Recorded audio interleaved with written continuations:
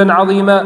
أما بعد فإن خير الحديث كتاب الله وخير الهدي هدي محمد صلى الله عليه وسلم وشر الأمور محدثاتها وكل محدثة بدعة وكل بدعة ضلالة. أيها المسلمون، يقول النبي صلى الله عليه وسلم فيما رواه الشيخان من حديث أبي هريرة رضي الله عنه قال صلى الله عليه وسلم: بادروا بالأعمال الصالحة فستكون فتن كقطع الليل المظلم، يصبح الرجل مؤمنا ويمسي كافرا ويمسي مؤمنا ويصبح كافرا، يبيع دينه بعرض من الدنيا فلا يرى فيها نورا ولا يدري أين يذهب. وفي الصحيحين من حديث أبي موسى الأشعري رضي الله عنه قال رسول الله صلى الله عليه وسلم: إن بين يدي الساعة لأياما ينزل فيها الجهل ويرفع فيها العلم ويكثر فيها الهرج.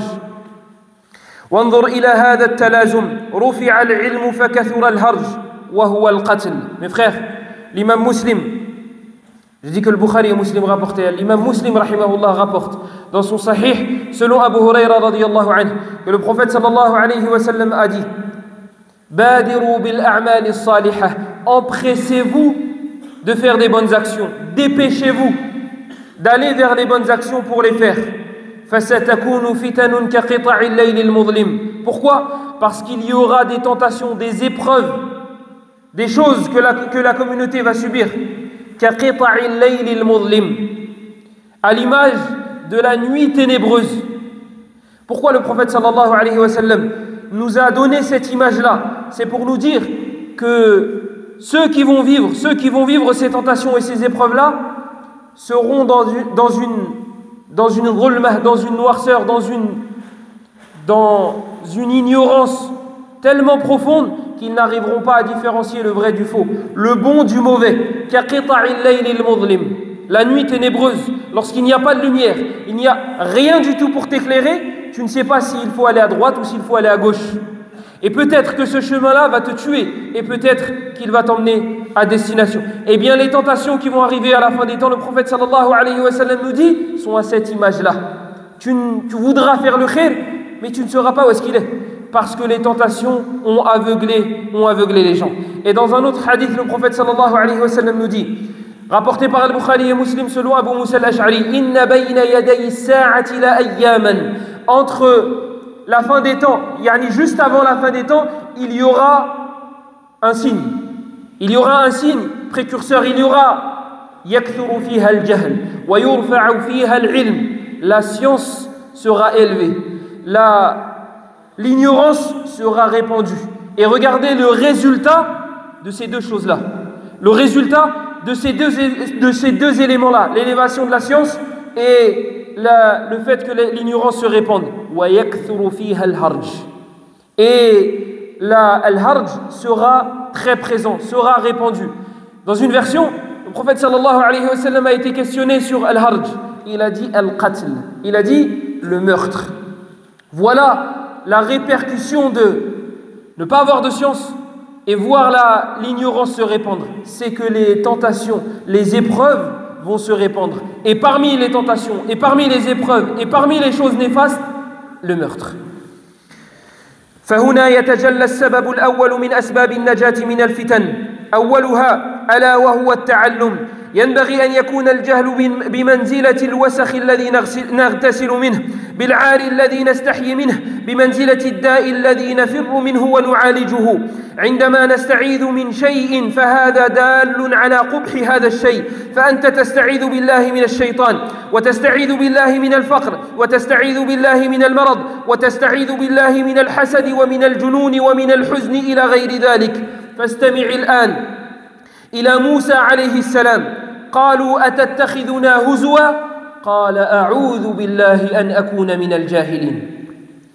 Et avec ces hadiths-là, nous avons un remède, nous avons un médicament, nous avons cette première cause qui va nous écarter, qui va nous protéger de ces épreuves-là et de ces tentations-là et de ces choses néfastes, pour ne pas qu'elles nous touchent, pour ne pas tomber dedans, volontairement ou involontairement.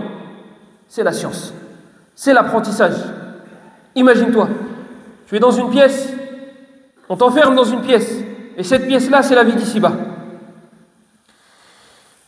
et la pièce est éclairée, et celui qui tient le micro, celui qui t'oriente, celui qui te dirige, eh bien c'est soit ton ennemi, soit ton ami, et des fois c'est lui, et des fois c'est lui. Et parfois tu n'arrives pas à différencier quel est ton ennemi et quel est ton ami. Cette personne-là qui tient le micro, elle te dit va à droite. Sauf qu'à droite, si tu y vas, tu sais que tu vas mourir. Pourquoi? Parce qu'il y a de la lumière. Parce que tu vois clair. Tu vois qu'ici le piège est énorme. Taïeb, éteins la lumière. Une personne, elle prend le micro et elle te dit t'inquiète, je suis avec toi. T'inquiète, je fais partie de tes amis. T'inquiète, elle te dit va à droite. Et toi tu te dis peut-être qu'elle veut mon bien. Peut-être qu'elle me dit d'aller à droite pour mon bien. Tu vas à droite. Et cette chose-là te mène dans les gouffres de l'enfer, dans les profondeurs de l'enfer. Mais il se fait passer pour an-nasihul amin, mais il se fait passer pour quelqu'un qui te donne le bon conseil, comme a fait Iblis avec Adam et Hawa. Il n'est pas venu en leur disant je vais vous égarer, suivez-moi et vous allez aller en enfer. Non, il leur a dit moi je suis là pour vous donner un conseil, c'est tout. Et qu'est-ce qui s'est passé? Le conseil que Adam et Hawa ont suivi les a menés sur terre. Ces personnes-là qui prennent la parole, que ce soit des musulmans ou des non-musulmans, il y en a parmi eux qui te veulent du mal. Sauf que toi, tu n'arriveras à différencier le bon du mauvais. Le nasih, celui qui vraiment te donne des bons conseils, de l'amateur et du vendu, qu'en appuyant sur l'interrupteur pour allumer la lumière. Et cette lumière-là, c'est la science. Cette lumière-là, c'est la science. Dans le premier hadith, le hadith rapporté par l'imam Muslim selon Abu Huraira, le prophète sallallahu alayhi wa sallam nous a dit que les tentations qui allaient arriver allaient être aussi ténébreuses que la nuit. Pourquoi? Parce que l'ignorance va se répandre.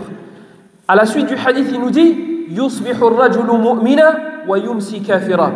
L'homme avec un grand H sera musulman le matin et mécréant le soir. Et inversement, il sera musulman à un moment de la journée et mécréant. Qu'est-ce que ça veut dire? Il va vendre sa religion pour une partie de la vie d'ici-bas. Une personne, elle te dit, le hijab, c'est obligatoire. Cette même personne, quelques jours après, quelques semaines après, quelques années après, elle te dit, non, le hijab, c'est une invention des wahhabites.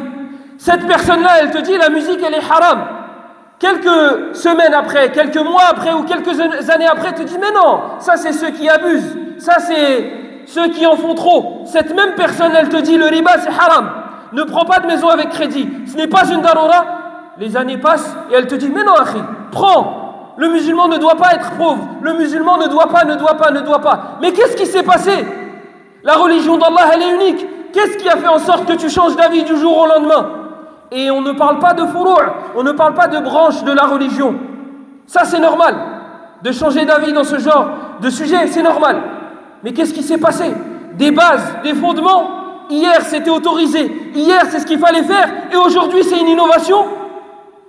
Hudayfa ibn al-Yaman radiyallahu anhu, un des compagnons du prophète sallallahu alayhi wa sallam nous disait, si tu veux savoir si une personne a été touchée par la fitna, si une personne a été touchée par une épreuve, si une personne a été touchée par les tentations, si une personne a changé, alors regarde ce qu'elle disait hier et ce qu'elle dit aujourd'hui.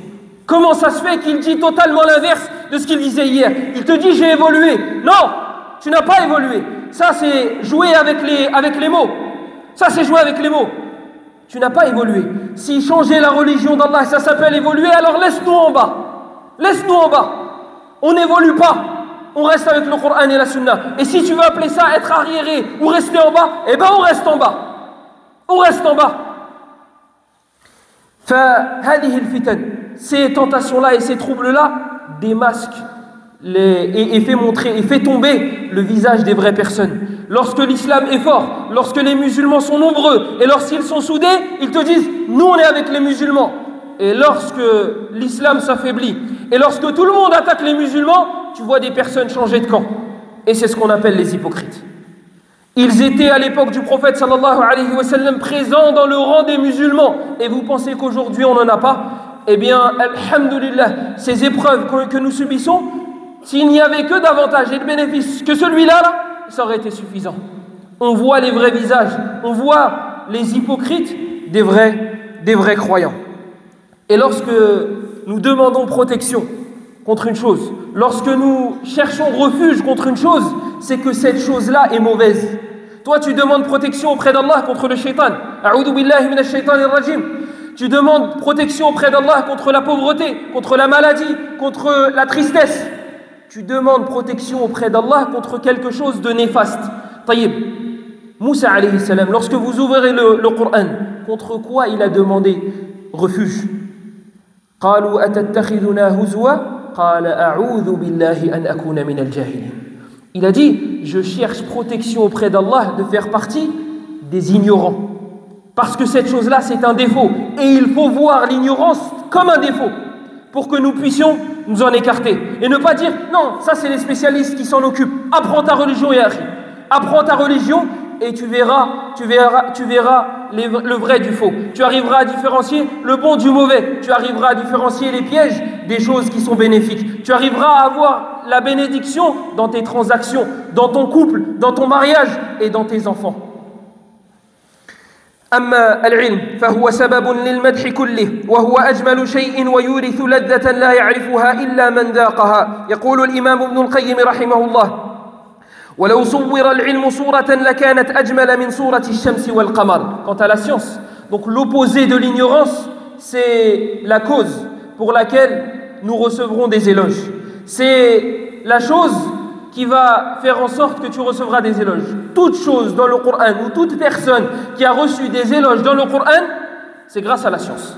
Et l'inverse, toute madamma, tout mépris, tout sera à cause de l'ignorance.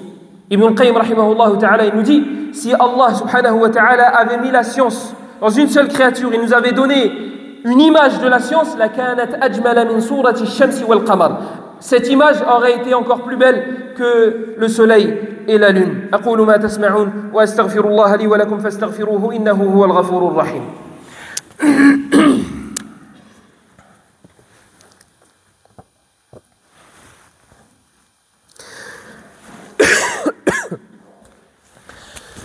الحمد لله وحده والصلاة والسلام على من لا نبي بعده. أما بعد أيها المسلمون، العلم لصاحبه نور وضياء يمشي به في الظلمات. قال تعالى: وكذلك أوحينا إليك روحا من أمرنا ما كنت تدري ما الكتاب ولا الإيمان ولكن جعلناه نورا نهدي به من نشاء من عبادنا وإنك لتهدي إلى صراط مستقيم. وفي سورة الرحمن ذكر فيها نعما كثيرة وتكرر فيها قوله تعالى: فبأي آلاء ربكما تكذبان 31 مرة. فبدأ سبحانه فيها بنعمة العلم فقال: الرحمن علم القرآن خلق الإنسان علمه البيان. Mes frères, la science est une lumière. Allah subhanahu wa ta'ala, lorsqu'il parle à son prophète sallallahu alayhi wa sallam et qu'il décrit sa révélation, lorsqu'Allah subhanahu wa ta'ala décrit sa propre révélation, il dit: وَكَذَلِكَ أَوْحَيْنَا إِلَيْكَ رُوحًا مِّنْ أَمْرِنَا مَا كُنْتَ تَدْرِي مَا الْكِتَابُ وَلَا الْإِيمَانُ وَلَكِنْ جَعَلْنَاهُ نُورًا. Il décrit la révélation comme étant une lumière avec laquelle tu verras ce qui est bon et ce qui est mauvais, avec laquelle tu arriveras à différencier le vrai du faux, le chemin du shaitan et le chemin qui mène à Allah. Et Allah subhanahu wa ta'ala dans Surat Ar-Rahman nous a énuméré des bienfaits. Il nous a cité de nombreux bienfaits. Et il a répété: فَبِأَيِّ آلَاءِ رَبِّكُمَا تُكَذِّبَانِ. Et la première chose qu'il a citée, le premier bénéfice, le premier avantage, le premier bienfait, la science. Ar-Rahman allama al-Qur'an. Et dans la sourate qu'on appelle sourate An-Ni'am, la sourate des bienfaits, la sourate qu'on appelle la sourate des bienfaits, parce qu'Allah subhanahu wa ta'ala a cité une panoplie de bienfaits dans celle-ci. Sourate An-Nahl, la sourate les abeilles, la sourate 16. Il commence par citer la science. Il commence par citer la science. Et fouillez, et regardez quand est-ce qu'Allah fait les éloges d'une personne. À quel moment il fait les éloges de quelque chose ou de quelqu'un. Vous allez voir que cette chose-là, que la cause revient à la science. Adam alayhi salam, quand est-ce que les anges ont vu sa manzila, sa place? Lorsqu'ils ont constaté que Adam alayhi salam avait une science que les anges n'avaient pas. Quand est-ce qu'ils ont constaté que Youssouf alayhi salam était quelqu'un d'important alors qu'il était en prison? Quand est-ce qu'ils ont constaté que Youssouf alayhi salam ce n'était pas n'importe qui? Lorsqu'ils ont vu qu'il arrivait à interpréter les rêves. C'est une science. Comment ça se fait que le Hudhud, la huppe, s'est permise de parler à Sulayman alayhi salam de cette manière-là? Qu'est-ce qui la différencie des autres? Pourquoi elle s'est permise de parler comme ça à Sulayman? Parce qu'elle avait une science que les autres n'avaient pas. Le djinn qui a proposé ses services à Sulayman pour ramener le trône de la reine de Saba, qu'est-ce qui l'a différencié des autres? La science, une science que les autres n'avaient pas. Donc la science, vous allez voir que quel que soit l'endroit où vous la trouvez, vous allez trouver des éloges, si la personne œuvre avec celle-ci. Et c'est même un signe de l'amour d'Allah envers une personne. Le prophète sallallahu alayhi wa sallam nous dit « Man yuridillahu bihi khayran yufaqihu fi ddin » Celui pour qui Allah veut du bien, il lui facilite la compréhension de sa religion. يقول الإمام ابن حزم رحمه الله تعالى فالعاقل لا يغتبط بصفة يفوقه فيها سبع أو بهيمة أو جماد فمن سر بشجاعته التي يضعها في غير حق الله فليعلم أن النمر أجرأ منه وأن الأسد والذئب والفيل أشجع منه ومن سر بقوة جسمه فليعلم أن البغل والثور والفيل أقوى منه ومن سر بحمله الأثقال فليعلم أن الحمار أحمل منه إلى أن قال فأي فخر وأي سرور فيما تكون فيه هذه البهائم متقدمة له لكن من قوي تمييزه واتسع علمه وحسن عمله فليغتبط بذلك فإنه لا يتقدمه في هذه الوجوه إلا الملائكة وخيار الناس. انتهى كلامه رحمه الله تعالى.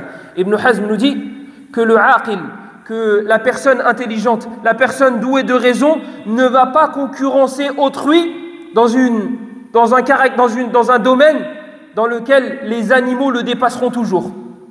Quelqu'un qui veut faire de son but ultime le fait d'avoir des gros bras, le fait de porter des choses lourdes, cette personne-là, qu'elle sache qu'il y aura toujours un animal, voire des animaux qui porteront plus lourd que cette personne-là.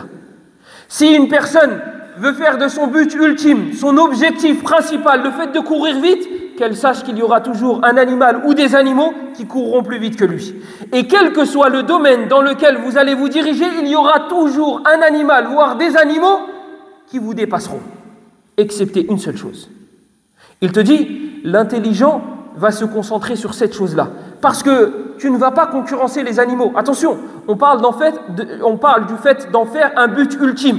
On ne parle pas du fait d'en faire un loisir et de faire ça de temps en temps. On parle du fait d'en faire un but ultime, excepté un seul domaine, la science. La science, les animaux ne peuvent pas te concurrencer là-dedans. La science a besoin de mémorisation, a besoin de compréhension, a besoin d'un aql, a besoin d'un wi'a, elle a besoin d'un récipient, elle a besoin d'une compréhension, elle a besoin d'une mémoire, elle a besoin de quelqu'un d'intelligent. Et cette intelligence-là ne se trouve pas chez les animaux. Donc, lorsque toi tu apprendras, lorsque tu mémoriseras, lorsque tu comprendras et que tu œuvreras avec cette science, tu concurrenceras les gens du bien et les anges. Et voici la chose vers laquelle nous devons nous diriger. يقول أبو الأسود الدؤلي رحمه الله تعالى العلم كنز وذخر لا نفاد له نعم القرين إذا ما صاحب صحبا قد يجمع المرء مالا ثم يسلبه عما قليل فيلقى الذل والحربا وجامع العلم مغبوط به أبدا ولا يحاذر منه الفوت والسلبا يا جامع العلم نعم الذخر تجمعه لا تعدلن به درا ولا ذهبا اللهم اغفر لنا ذنوبنا وإسرافنا في أمرنا وثبت أقدامنا وانصرنا على من ظلمنا اللهم انصر إخواننا المستضعفين في كل مكان اللهم انصر إخواننا المستضعفين في كل مكان اللهم انصر إخواننا المستضعفين في كل مكان اللهم عليك بأعدائهم ومن أعانهم اللهم عليك بأعدائهم ومن أعانهم اللهم عليك بأعدائهم ومن أعانهم اللهم شتت شملهم وفرق جمعهم واجعل تدبيرهم تدميرا عليهم اللهم من أرادنا وأراد الإسلام والمسلمين بسوء فأشغله بنفسه اللهم ارحم موتانا اللهم ارحم موتى المسلمين واشفي مرضنا ومرضاهم وقوموا إلى صلاتكم